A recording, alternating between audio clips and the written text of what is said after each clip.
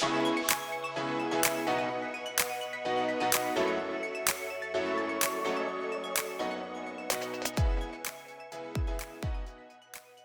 morning, everyone. This era that we just heard about from Google is the first time in history, that is to say, the history of all conscious life, that we are faced with the choice of either fighting climate change together or failing, and in doing so, conceding defeat to an impending evil that will, in the shadows, murder millions.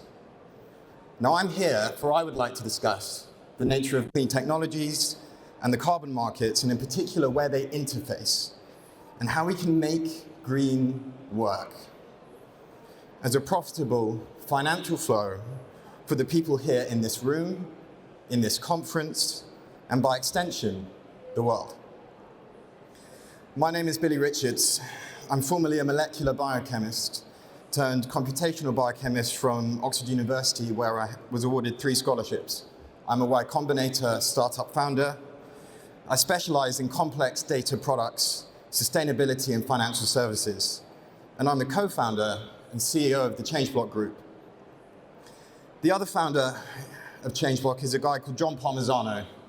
And John was a man who in 1977 managed the team at the US Environment Protection Agency that created the very first carbon credit. And he went on to set up the first ever carbon credit trading firm, and so on. Now, if I'm a finance man, I would really look at environmental assets strictly in a sense of excitement. For I know how to make money work. All it has to do is go up or down. All I care about is where will it go next? Will it go up?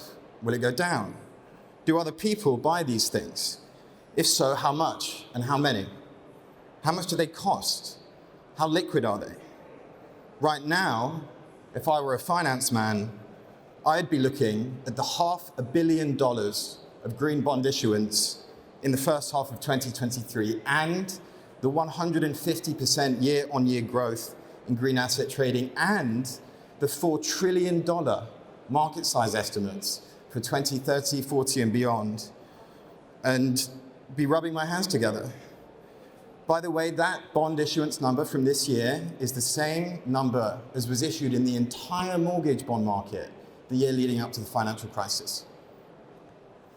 These institutions of modern society have a relationship with central banks and reserves in a way that means that they don't really mind what's in the thing that they're trading.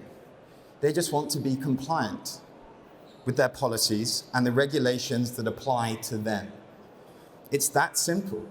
Does it tick the box? It doesn't even have to go up in value because the banking industry is very smart and they found out a way to get excited about that too. Now, if I'm a climate man, a clean technology man, I want to make carbon credits. And these strange things are the things that make up the things that bankers and the financial markets get excited about. And as a climate man, I want to make creme de la creme carbon credits that adhere to the best standards in the world, that are well-designed, sustainable, that promote the Sustainable Development Goals, that are sellable even whilst we are at a prototype stage. Because I know that if we sell carbon credits now, at this stage, then the climate projects I'm working on must work. I want to be able to sell 2025, 2026, 2027 forward credits for legitimate, accountable capital gain or revenue. So now I'm faced with a real challenge, a real humdinger, because I then proceed to open a Pandora's box of jargon and additionality and IATA and the ICVCN and principles and practices and CCPs and integrity and standards and ACROA and SDGs and fraud. A real nightmare, one that's years long one that needs multiple audits, multiple site visits, one that has dozens of ISO standards, and a list of approved auditors so short, a 3-year-old could count them. Such a nightmare that other means of revenue are pursued because they are more straightforward. But carbon credits, imagine if we could earn $30, $100, $1,000 per ton of avoided emissions 2 years in advance because we had initiated a smart credit blueprint. Imagine how much this market could scale. One of our clients has over $500 million in net present value from its climate assets. And you think that the bankers and the finance markets, especially the ones we talk to, don't look at these balance sheet calculations and idea up in their minds structured products that can go up and down in value and that can be, managed to mitigate maturation loss because you can retire the credits inside them. You think these people aren't thinking, yes, I'm ready to make money and mitigate global warming? The question is always, does it tick the box? And so here we are.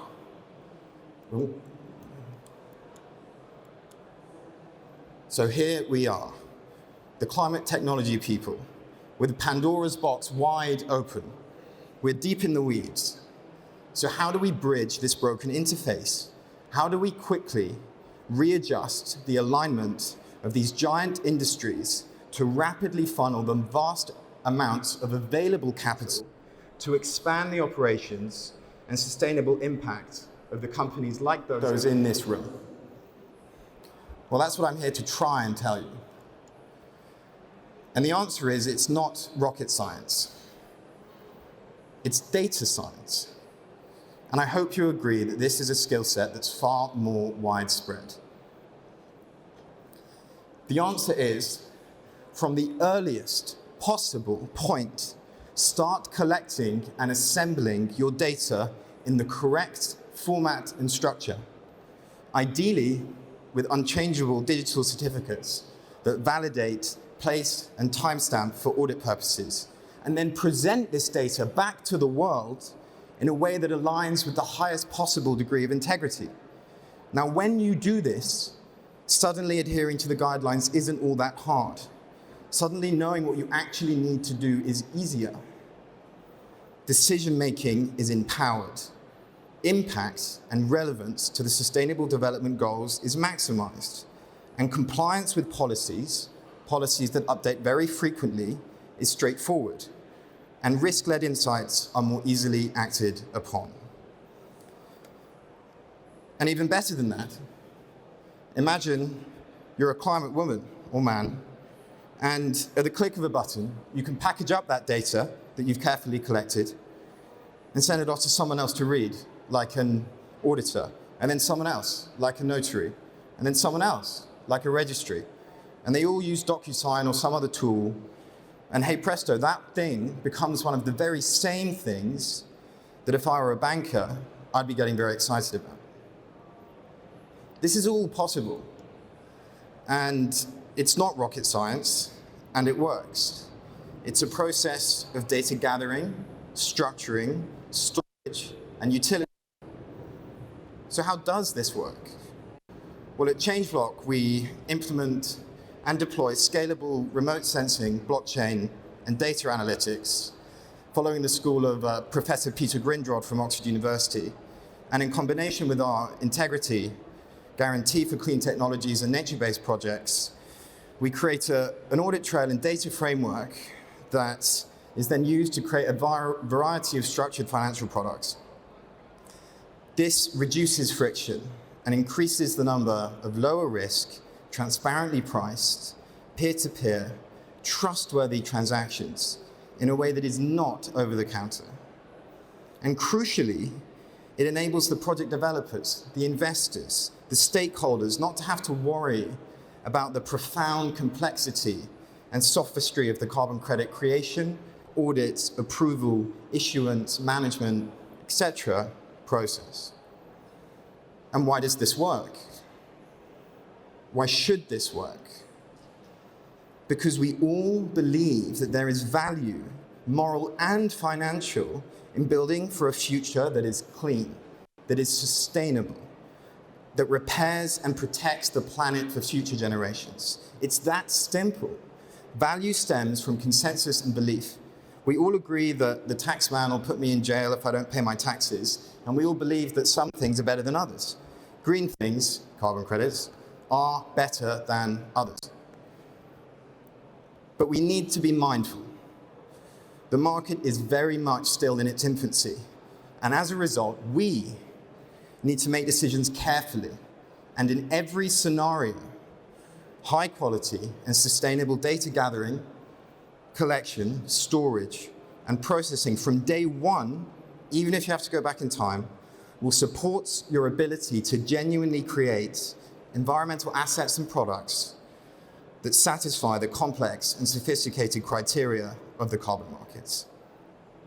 If we, as a room of people really passionate about developing clean technologies and clean solutions, want to be able to say to governments and institutions and investment banks and hedge funds and all the stakeholders, all 8 billion ultimate stakeholders, if we want to say, don't ask us how our business can make you money without carbon credits, ask us how much money we need and when, if that is what we want, if we want to participate in this profitable $4 trillion green ecosystem that has been so boldly forecast, then we must prepare and have prepared from day one a robust and efficient credit blueprint and audit framework.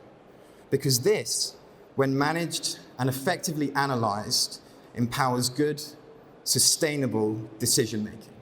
And this is how we build a $4 trillion market.